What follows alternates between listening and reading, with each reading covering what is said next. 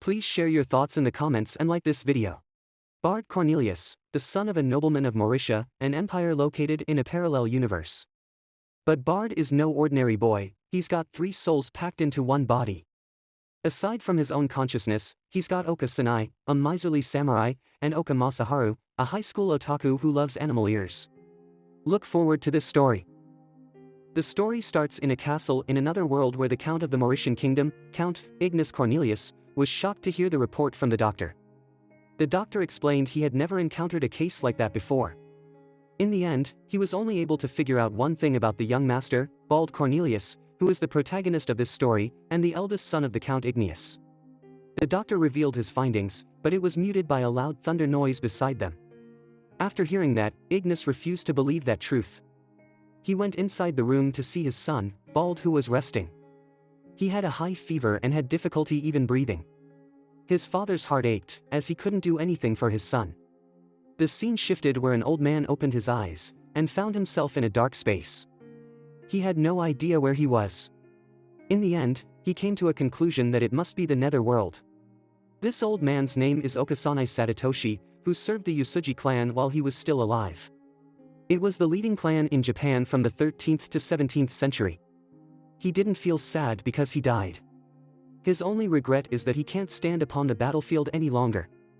He thought about his previous battles, where he once let the enemy escape from him. He was none other than Date Masamune, who became an overlord after that battle. He was still attached to it even after dying, even though there's no longer a place for him on the battlefield.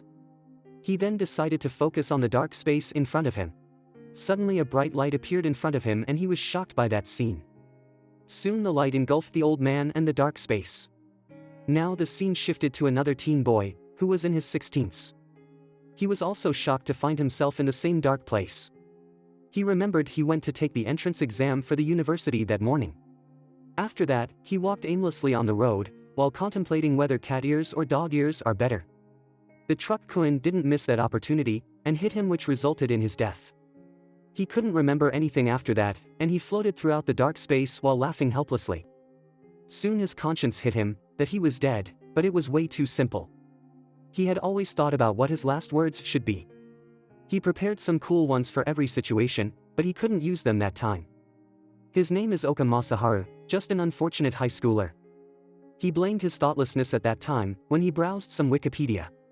He then dreamed about the possibility of him reincarnating, where he would cheat with all his previous knowledge. But now he was already dead, and that will give him a chance at reincarnation. He also marched forward in that dark space, anticipating an awesome new life. It was easy to know that Masaharu is suffering from Chinibu, a person who was suffering from grand delusions. He stopped in midway, as some of his matured mindset told him that it was not possible. As he was talking to himself, a bright light appeared behind him. He turned around and it enveloped him completely. Soon he was in a dark space again, but this time, he could feel his body. He heard a noise around him, and opened his eyes slightly. He stretched his hands and saw a couple standing before him. But he was shocked by how tiny his hand was. He was now in the body of the young master, Balud, who was the eldest son of the Count Igneous. He was shocked to find himself in another world. Soon the lady with white hair hugged Balud. She was glad to see Balud awake after a long time. But Masaharu didn't know who she was. Igneous watched the heartwarming scene with a smile. Though he was still worried about what the doctor had said. Previously, the doctor revealed that Balud has other personalities inside him, and it was putting a quite burden on his body. It was not just one, Balud has 2 other personalities inside him. An old man, Sanai, and an otaku, Masaharu. In this world, Count Igneous belonged to the Mauricia kingdom. He governed the eastern lands of the kingdom, a great woodland. It was an abundant land rich in resources. Due to occasional wars with the neighboring Horelia kingdom, the Count's finances are in dire straits. Many years have passed, and Balud is now 11 years old. One day, a young maid prepared lunch, and ventured into the forest behind Count Igneous' mansion. Her name is Siyuan, who is the personal maid of Balud. She was searching throughout the forest, as she heard Balud was training further this time. But she was not in a rush, as she just needed to find him before lunch. Suddenly she heard a huge explosion in the distance, and Sei was sure that Balud was there training along with his mother. At the same time, in the distant forest, Balud was lying on the ground. He has a white hair and blue eyes, and he felt he was going to die at that rate. Soon a voice joked that she would pray for his safe passage to the underworld. Bald got mad after hearing that sarcastic comment. He wondered what kind of mother would say something like that to his son. But his mother just smirked at Bald after hearing that, and Bald had a bad feeling after seeing her smile. She was glad to find Bald had enough energy to shout, and so she started to spar again. Bald tried his best to block her attacks, and he was totally on the defensive. He wanted to get this training over, as he had got some important arrangements after that. Bald decided to end the match with a quick attack. He saw an opening and thrusted his sword, without knowing that it was deliberately made by his mother. She swiftly dodged that attack and attacked Bald's head with that sword. Sei, who was watching the training, silently got restless after seeing Bald getting hit in the head. But Bald's mother was actually aiming for the tree behind him, and her sword got stuck in the tree trunk due to her power. This time, Bald really thought he would die. Seeing Sei there meant the training time was over, so Bald's mother ended his training and left that place. After she left, Bald called Sei and expressed that it was great to be alive.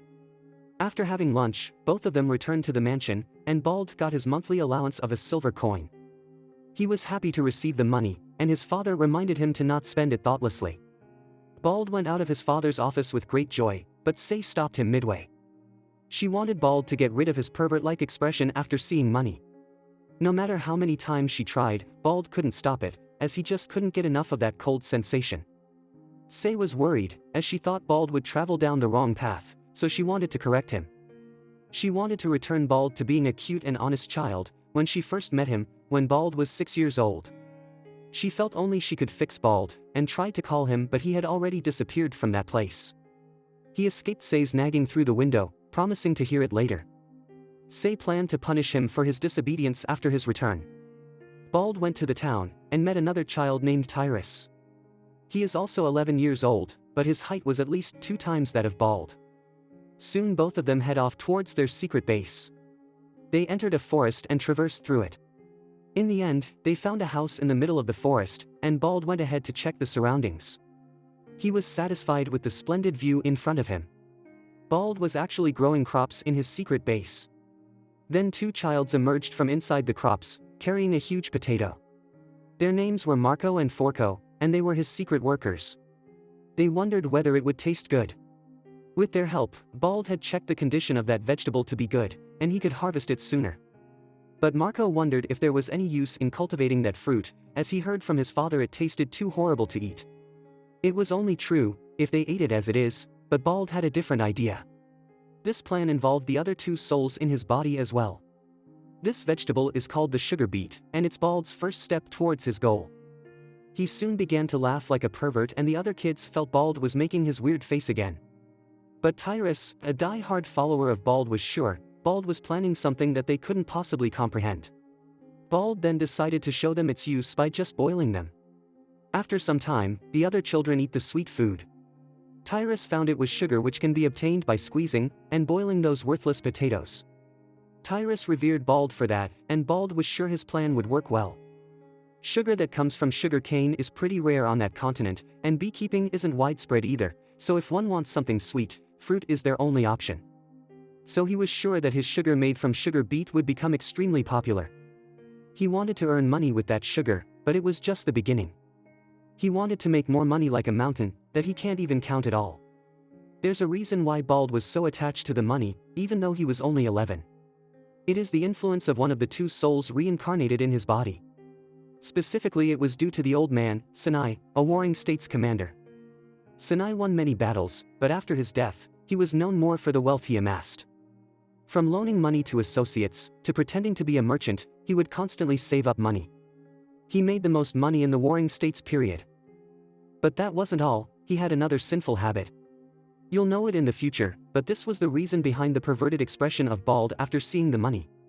Bald drifted in his perverted thoughts, where the other children thought he was thinking hard about something. Afterwards, Bald reminded the children to not tell anyone about the sugar, otherwise they would be kicked out of the group, and will never have the chance to serve him in the future. Since most children's dreams are to serve a noble, and become a vassal of them. They all agreed readily without a second thought. After leaving the harvest to them, Bald returned to the town. The next destination Bald is planning to visit is the Sovereign Company. He opened the door and saw a young lady with dog ears. She belongs to the race of beast men who had orange hair and eyes. Her name is Selena Sovereign, who is the president of that merchant company. As soon as Bald entered the room, Selena noted the pouch in his hands. She came to the conclusion that Bald's research was a success. Bald then opened the pouch and gave Selena the sugar to taste it, even though it was just a prototype. Selena tasted the sugar and immersed herself in its sweet taste. After seeing Selena's reaction, Bald was once again sure of his success, but that sugar was too inferior to the other sugar, which is made with sugarcane, and Bald only liked that. He wanted to make that sugar as their domain speciality.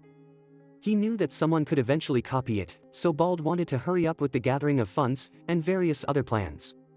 He wanted Selena in charge of marketing, but instead he wanted a big favor from her. He wanted to touch her dog ears. But Selena disagreed as she was not that kind of cheap. In the end, Bald refused to supply the sugar to her. He made another proposal where he would leave everything to the Saravan company, while he would take care of the supply of money. Bald has the rights to decide where to sell or invest in, and when it comes to actual selling, the Sovereign company has a free rein. Bald wanted to give 10% of his sales as a cut. But Selena wanted at least 30% cut in their profits. Bald felt it was a bit high, as he was going to take charge of all the capital in producing. But Selena knew Bald had no other people to rely on other than her. Since most merchants would leak information about the sugar. She is the only trustable merchant out there in that city. Selena was confident of her victory, but Bald used that chance to agree to that proposal if she let him touch her ears. It was now Selena's turn to be all flustered. She is the kind of therianthrope who would only allow their male companions to touch their ears. But it was such a good deal, and Selena agreed to let Bald touch it for a little. Selena also had some special feelings towards him. Bald then moved forward and touched her ears. Soon he felt a sensation as if it was sticking to him. He can feel some strength under smooth softness, and words cannot describe that fluffiness. Now Masaharu, who was inside his body, finally knows whether dog ears or cat ears are better. But he couldn't hold back anymore and leaped towards her. But Selena was too shocked by that and punched him away. She only allowed him to touch a little, but Bald went overboard. Selena was too embarrassed to talk about it further. Soon Bald became like a pervert as his long-last wish came true, and he could enjoy the fluffiness now, but Selena tried to remind him it would only be possible with her permission. Soon the couple's conversation was interrupted by the Sovereign company's clerk, Rorona. Selena was totally embarrassed as Rorona caught her. Rorona then clarifies she was willing to take 20% if Bald gave them more information about that. Bald reminded her to be mindful of risks that could come up with it. Rorona was willing to take up those risks after seeing whether the product was worthy of it. She promised she would never steal the business of their valued client. She also decided to give a huge gift to Bald. She revealed that a therianthrope would only allow a man she would trust with her body to touch her ears, which left Selena embarrassed. Even though Rorona was just a clerk, she was the backbone of that company, and both owner and clerk are on friendlier terms. Soon Selena and Rorona began to quarrel about that matter. After that, Bald explains he wanted to sell that sugar in the capital, and he wanted to use all the profits to buy a huge amount of a certain item. After discussing the terms with them, Bald returned to his home. But Selena was already waiting for him there with a scary face. She was too embarrassed as she couldn't answer Bald's parents when they asked her where he was. She even began to cry. Seeing that, Bald apologized to her and promised to tell her everything next time. In the end, Selena forgave him. Bald had been keeping a secret for a long time, so he decided to reveal it to Selena and even ask her to help with the field. The next day, in the Cornelius family training grounds, it was time for Bald training again, which is also like the skinship between mother and son. Maggot also had a great idea, so she changed the plans for that day. She reveals they were having guests joining them in their training. But for some reason Bald had a bad feeling about that, as his mother never did anything for a good reason. Their main guest is General Ramels, the former leader of the kingdom's army. He was born as a commoner and rose up the ranks because of his many achievements. Bald was shocked to see the famous general of the kingdom there. He was a superior to Maggot when she worked as a mercenary in the army. He is also the one who taught her how to use the spear and magic, so Maggot planned to get his help in training Bald. Ramels also couldn't refuse the invitation of Silverlight, the strongest mercenary in the world, and it ended up like that. He laughed loudly and hoped to get along with Bald. Soon a voice shouted to not forget about her. Her name is Teresa, who is the daughter of the Mauritian noble, and Bald's childhood friend. She wanted to challenge Bald, as she was confident of her own strength. Then she shifted her focus to Sei, who was behind Bald. Teresa was more fond of girls than boys, and no one knew how she transferred to that category. Teresa proposed to Sei, and called her to work for her. But Sei denied, as she was Bald's servant. Teresa turned around with enthusiasm, and exclaimed her loyalty is another charming point of Sei. On the other hand, Sei hid behind Bald, and asked him for his help to defend against Teresa. Maggot and Ramels watched the scenes from afar and found it funny. Maggot then asked them to prepare for the battle, the real reason they came there. Bald decided to stick with sword instead of his specialty spear. He didn't want to go harder on Teresa, who was considerably weaker than him. This response got on the nerves of Teresa. The match started and Teresa attacked Bald from all sides, but Bald parried all of those attacks without moving.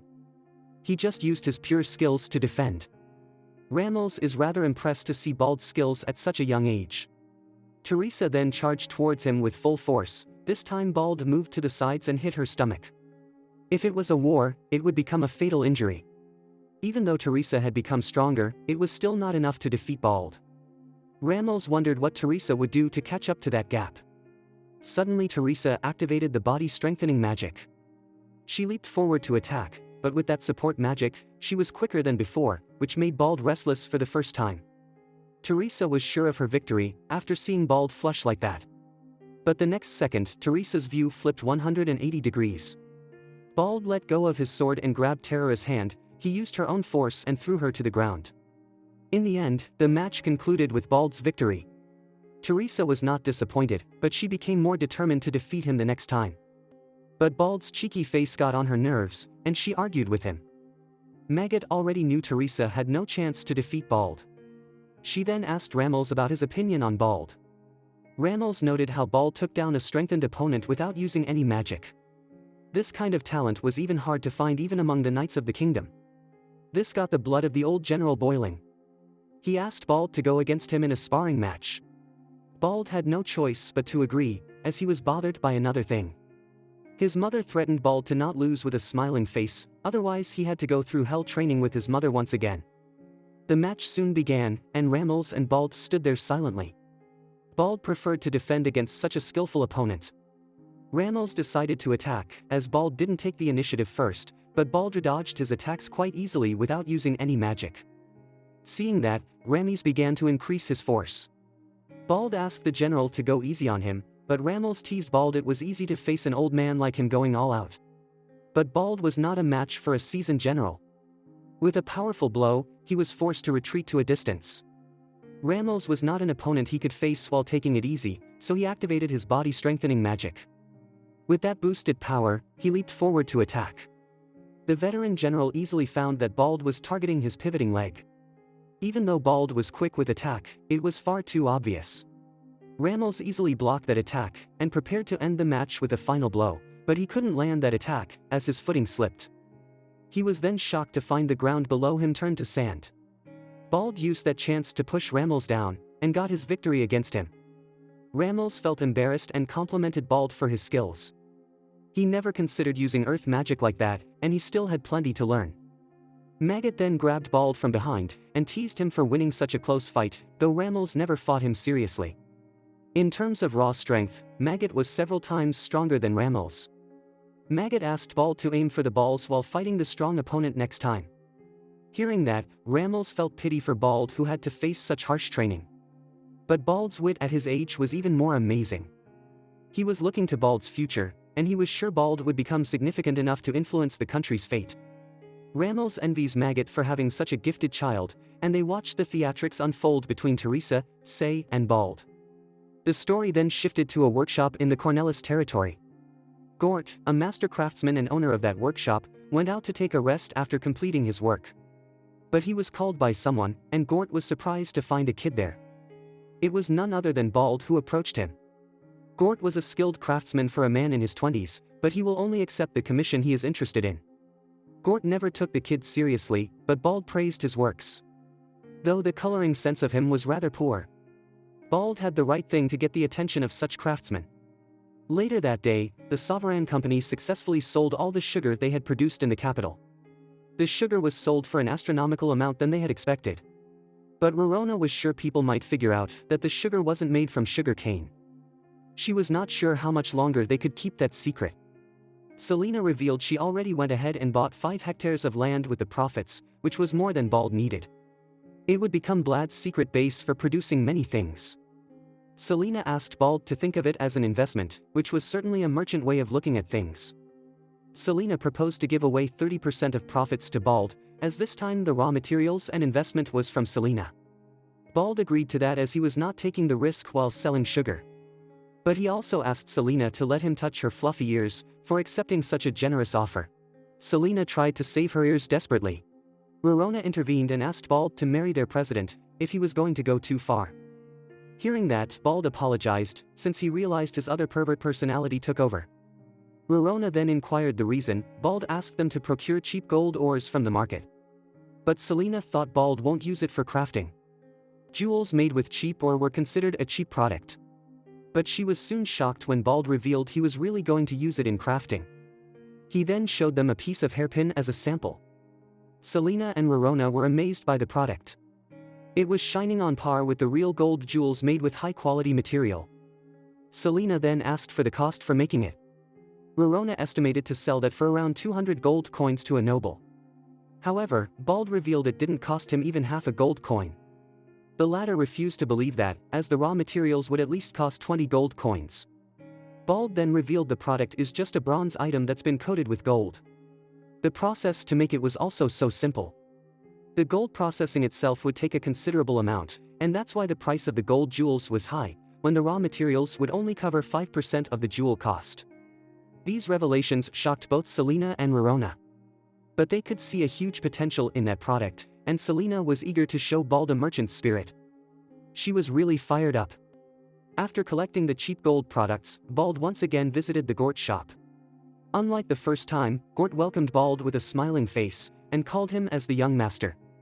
Gort then showed Balud the 20 finished gold-plated products. Gort developed an admiration for Balud to come up with such amazing methods in craftsmanship. Balud was little taken back, as Gort's pronunciation of young master seemed like the name of a yokai, a monster. But he couldn't argue about it with him.